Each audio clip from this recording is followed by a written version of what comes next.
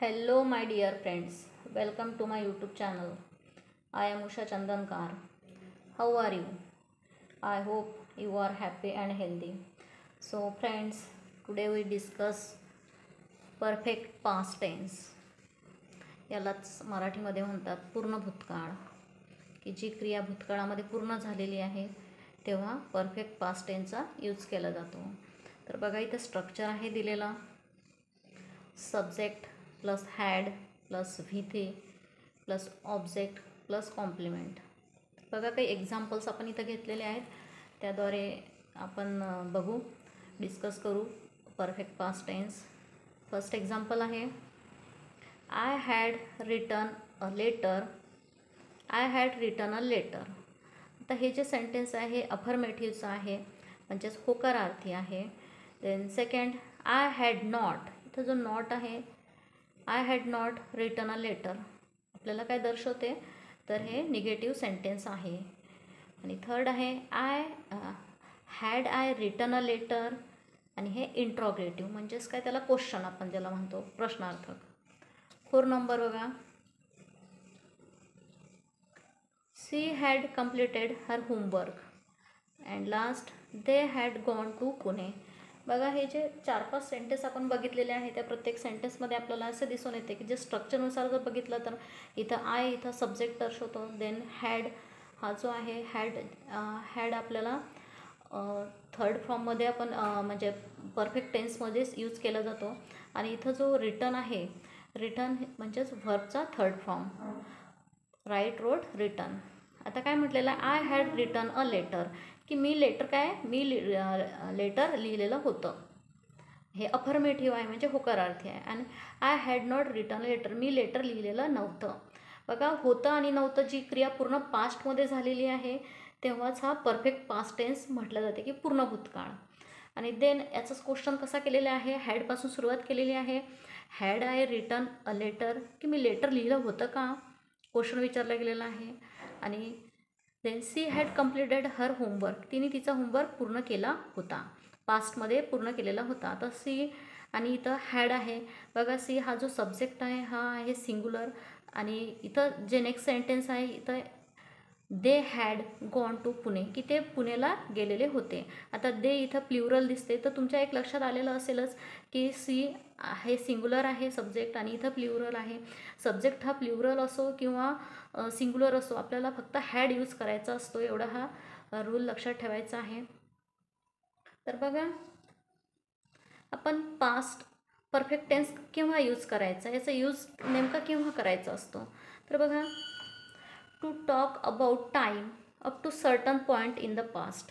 पास्टमध्ये एका विशिष्ट वेळी जी काही क्रिया झालेली असेल किंवा तेव्हा आपण हा टेन्स यूज करतो. जसं सेंटेन्स इथं बघा, she had publish her first poem by the time she was 8. बघा, तिची जी पोएम आहे ती केव्हा पब्लिश झाली होती, जेव्हा ती 8 वर्षाची होती.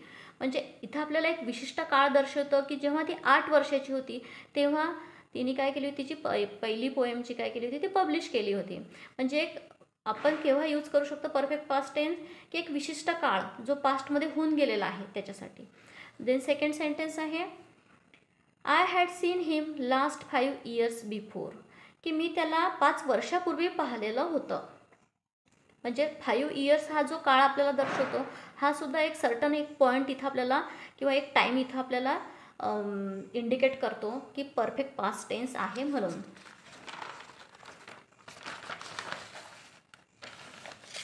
तर बघा, पाठोपाठ एक घडलेल्या जर 2 घटना असतील किंवा दुसऱ्या घटनेचा काळ हा साधा भूतकाळ असेल, तर पहिली घटना दर्शक वाक्यात ऑलरेडी असेल, तर पहिल्या घटना दर्शक वाक्याचा काळ पूर्ण भूतकाळ असतो. बघा, सेंटेन्सनुसार तुमच्या छान लक्षात येईल की when I enter the station the train had already gone.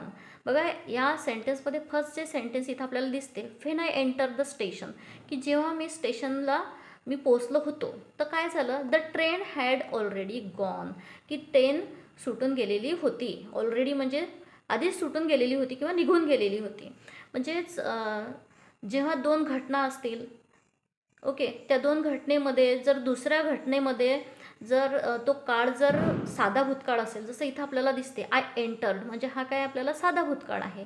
आणि सेकंड सेंटेन्समध्ये आपल्याला पहिली जी घटना म्हणतो आपण किंवा पहिलं, the train had already gone, म्हणजे जी ट्रेन होती ती निघून गेली होती जेव्हा त्यांनी तिथं एंट्री केली होती तेव्हा. ओके. देन बघा, हार्डली आणि व्हेन जर सेंटेन्समध्ये असेल तेव्हासुद्धा आपल्याला की तो टेन्स कोणता आहे, परफेक्ट टेन्स आहे, परफेक्ट पास्ट टेन्स आहे. हार्डली व्हेन किंवा स्केअर्सली व्हेन असेल सेंटेन्समध्ये तर तो पूर्ण भूतकाळ असतो. जर आता एक्झाम्पलद्वारे आपल्याला बघायचं आहे, hardly had we cross the bridge when we heard a gun shot. आता बघा, हार्डली म्हणजेच काय म्हणता येणार, फार कठीण आहे ना. आम्ही तो ब्रिज काय केला, पूल काय केला, क्रॉस केला आणि तेव्हाच आम्हाला काय गनचा शॉट ऐकायला आला. तर बघा, जेव्हा सेंटेन्समध्ये हार्डली असेल किंवा स्केअर्सली असेल तेव्हा आपल्याला हा पूर्ण भूतकाळ असतो, एवढं आपल्याला लक्षात येईल. आणि त्याचबरोबर सेंटेन्समध्ये जर इफ किंवा अनलेस असेल तर बघा, इफ किंवा अनलेसच्याच वाक्याचा काळ पूर्ण भूतकाळ असल्यास मुख्य वाक्याची रचना. आता बघा, जर आपल्याला सेंटेन्समध्ये इफ आणि अनलेस असेल तर त्या वाक्याची रचना कशी असते, subject plus would plus have plus V3 plus object plus complement. बघा, त्या सेंटेन्समध्ये सब्जेक्ट बरोबरच आपल्याला वूड हॅव यूज करायचा असतो. जसं if I had study hard I would have scored more.